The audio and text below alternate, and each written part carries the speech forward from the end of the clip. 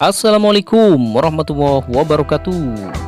Teman-teman, jumpa lagi di channelnya Abu Fatah.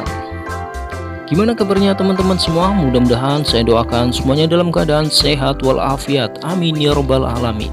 Di kesempatan kali ini saya akan ngebahas tentang penyakit-penyakit yang paling sering menyerang burung lovebird. Kira-kira penyakit apa itu? Nah, saya akan kupas habis. Oh ya, sebelumnya saya mengingatkan kepada teman-teman semua yang baru saja gabung di channel ini untuk subscribe, like, dan komen agar channel ini lebih berkembang. Apabila info ini dirasa bermanfaat, segera untuk share ke sosial media teman-teman agar bisa bermanfaat bagi orang lain. Terima kasih yang sudah subscribe. Langsung saja saya akan ngebahas penyakit-penyakit yang paling sering menyerang burung lovebird. Cekidot. Teman-teman, penyakit yang paling sering menyerang burung lovebird yang pertama yaitu penyakit snot. Biasanya penyakit snot ini banyak menyerang lovebird yang masih usia muda atau di bawah 3 bulan. Tapi tidak menutup kemungkinan untuk lovebird yang sudah dewasa juga terkena snot. Penyakit snot ini disebabkan oleh bakteri. Bisa jadi karena perubahan musim atau cuaca yang tadinya panas berubah jadi dingin atau sebaliknya, sehingga kondisi lovebird dirasa tidak stabil dan bisa menyebabkan snot. Atau bisa jadi karena kondisi kandang yang kotor sehingga bakteri itu bisa masuk ke tubuh lovebird. Penyakit snot ini memiliki ciri-ciri yang sangat mudah dilihat karena secara fisik akan terlihat bila lovebird Anda terkena snot, maka matanya akan terlihat berair. Apabila kondisinya sudah cukup parah, maka matanya akan keluar bengkak atau tonjolan berwarna putih sehingga menutupi kelopak matanya. Nah, lama-lama lovebird akan lemas dan nafsu makan berkurang. Kalau penanganannya salah, bisa jadi lovebird Anda akan mati. Nah, apabila lovebird Anda mengalami gejala seperti itu, langkah yang pertama yaitu pisahkan lovebird yang sakit dengan lovebird yang sehat. Tujuannya apa? Agar dipisahkan seperti itu, agar lovebird yang sehat tidak tertular dengan lovebird yang sakit. Karena penyakit snot ini salah satu penyakit yang sangat menular. Untuk selanjutnya, langkah selanjutnya yaitu apabila lovebird Anda terkena snot, untuk sementara jangan dimandikan dulu nih teman-teman. Cukup dijemur saja. Kalau dijemur nggak apa-apa. Tujuannya kalau dijemur agar lovebird itu suhu badannya naik dan agak lincah lagi, nggak lemes lagi. Nah, yang paling penting apabila snotnya sudah cukup parah, berikan obat-obat yang dijual di kios-kios burung atau pet shop khusus untuk penyakit snot. Sekarang sudah banyak obat-obat yang direkomendasikan khusus untuk penyakit snot. Apabila snotnya dirasa sudah parah, saya sarankan untuk pengobatan bisa dilakukan melalui injeksi atau suntikan.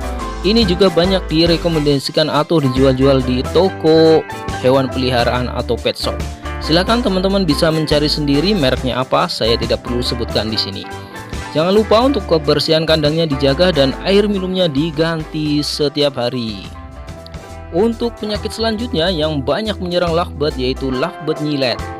Nyilet ini memiliki ciri-ciri tubuh lovebird yang terkena nyilet ini tubuhnya sangat kurus sehingga tulang dadanya akan terlihat. Nah, lovebird ini ciri-ciri selanjutnya yaitu nafsu makannya akan berkurang, pergerakannya tidak lincah, cenderung lemas, dan ini kalau dibiarkan lama-lama juga akan mati. Penyakit nyilet ini biasanya disebabkan oleh jamur, bisa juga terjadi karena bakteri di tubuhnya. Biasanya lovebird yang nyilet ini karena kondisi kandangnya yang kotor sehingga dia memakan makanan-makanan yang terkena bakteri, atau bisa jadi dia memakan kotorannya sendiri sehingga bakteri masuk ke tubuhnya. Maka lovebird akan sakit dan kalau dibiarkan juga akan mati. Solusinya bagaimana nih untuk lovebird nyilet? Yang pertama yaitu bersihkan kandang agar kandangnya bersih. Pisahkan lovebird yang nyilet dengan lovebird yang lain. Tujuannya agar gampang dikontrol selama proses penyembuhan. Berikan obat-obatan khusus untuk nyilet, banyak juga dijual di pet shop. Nah, yang tidak kalah penting yaitu berikan vitamin khusus untuk burung. Tujuannya agar dalam proses penyembuhan lovebird menjadi lebih cepat. Untuk yang selanjutnya yaitu penyakit cabut bulu. Nah, biasanya penyakit cabut bulu ini memiliki ciri-ciri, yaitu bulunya habis dicabuti oleh diri sendiri. Ini penyebabnya. Lovebird yang sering cabut bulu itu karena stres. Biasanya lovebird ini karena nggak ada pasangannya, karena terlalu lama sendiri, maka lovebird itu akan stres sehingga mencabuti bulunya sendiri. Bisa jadi penyebabnya karena over birahi, karena birahinya terlalu tinggi. Ini disebabkan oleh pemberian pakan yang terlalu banyak ekstra puding, sehingga birahinya naik tapi tidak ada pasangannya, maka dia akan mencabuti bulunya sendiri. Solusinya bagaimana nih untuk lovebird yang sering cabutin bulu sendiri? Yang pertama yaitu rajin dimandikan. Tiap pagi dimandikan, dijemur. Usahakan penjemuran setengah jam. Nah, yang langkah selanjutnya yaitu segera dicarikan pasangan agar lovebird ini mempunyai teman ya. Jadi birahinya itu tersalurkan. Nah, untuk sementara apabila lovebird Anda sedang over birahi, stop, jangan dikasih kangkung atau ekstra puding, cukup untuk millet putih saja. Untuk penyakit selanjutnya yang sering menyerang burung lovebird yaitu lovebird ngelemak atau kegemukan. Nah, penyakit ini menjadi momok yang sangat menakutkan bagi peternak lovebird. Kenapa? Karena kalau lovebird Anda mengalami penyakit ngelemak atau kegemukan, maka akan susah untuk berproduksi. Biasanya penyakit ngelemak ini terjadi atau dialami oleh lovebird betina. Kenapa bisa seperti itu? Karena pola makannya yang salah ya. Lovebird terlalu sering dikasih makan ekstra puding atau dikasih makan makanan tambahan, banyak juga dikasih makan kangkung, sehingga lovebird ini akan lama-kelamaan akan gemuk, sehingga yaitu pergerakannya kurang dan bisa jadi susah untuk berproduksi. Ciri-cirinya seperti apa? Nah, ini bisa dilihat apabila teman-teman mempunyai burung lovebird, dilihat adanya benjolan yang berwarna kuning tepat di bawah perutnya. Nah, seperti kayak telur tapi bukan telur. Itu adalah lemak. Apabila benjolan itu dipegang akan terasa kenyal.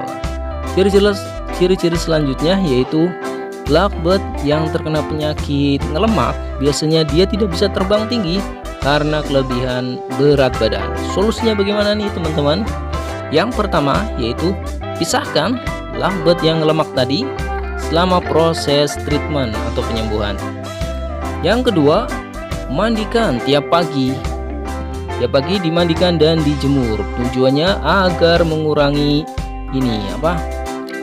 proses pelemakannya itu agar pelan-pelan akan berkurang.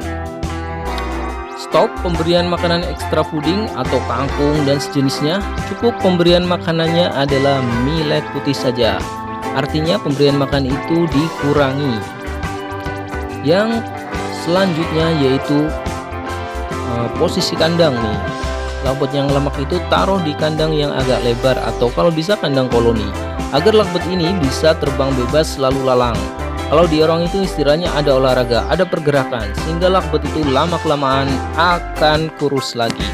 Nah, itu dia treatment yang dilakukan apabila lovebird Anda mengalami ngelemak.